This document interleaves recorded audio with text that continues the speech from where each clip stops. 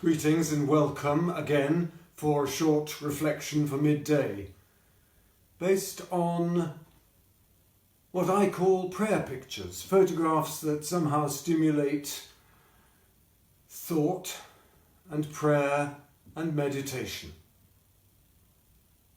So first, our opening prayer.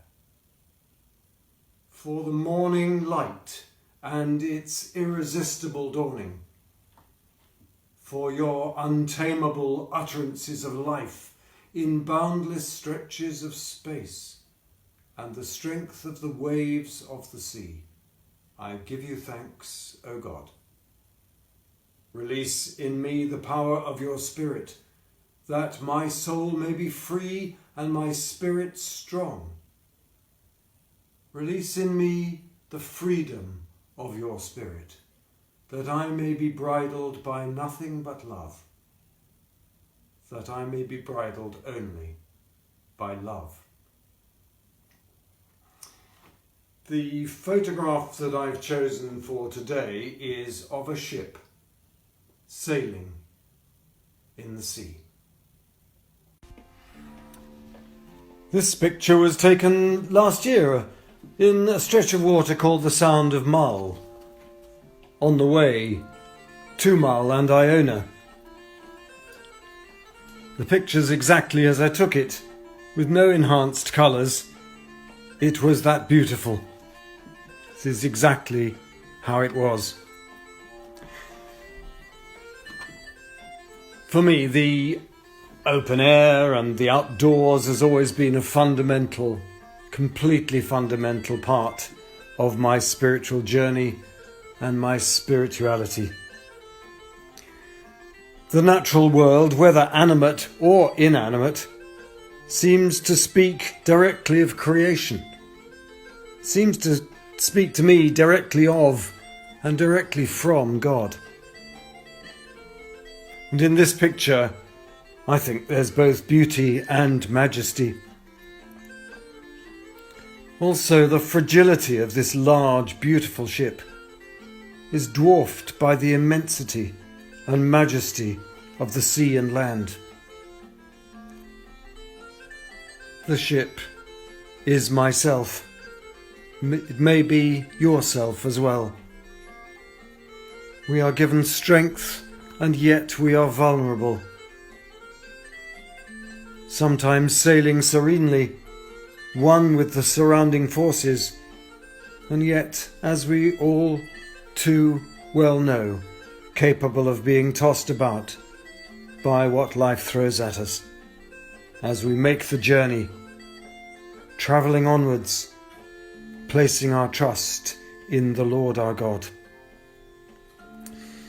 So many biblical references and resonances for boats and water, from the time the disciples were called to leave their boats, their very livelihoods, and follow Jesus through all the storms of life.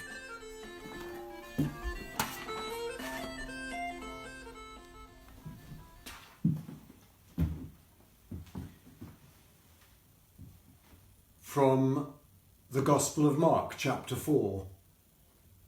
And leaving the crowd behind, they took him with them in the boat, just as he was. Other boats were with him. A great windstorm arose, and the waves beat into the boat, so that the boat was already being swamped. But he was in the stern, asleep on the cushion, and they woke him and said to him, "Teacher, do you not care that we are perishing?" He woke up and rebuked the wind and said to the sea, "Peace, be still." Then the wind ceased, and there was a dead calm. He said to them, "Why are you afraid? Have you still no faith?" And they were filled with great awe and said to one another, "Who then is this, that even the wind and the sea obey him?" A short time of stillness.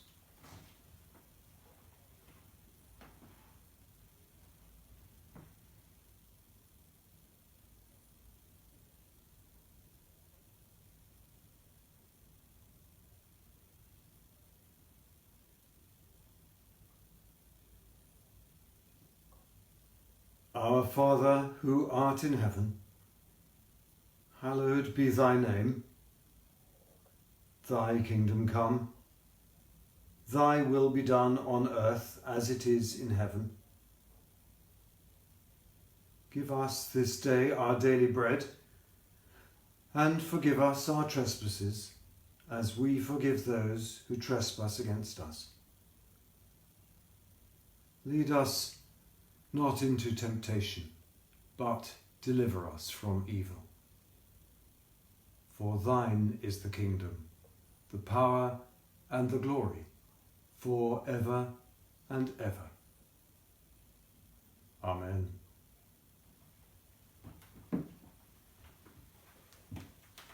And our closing prayer.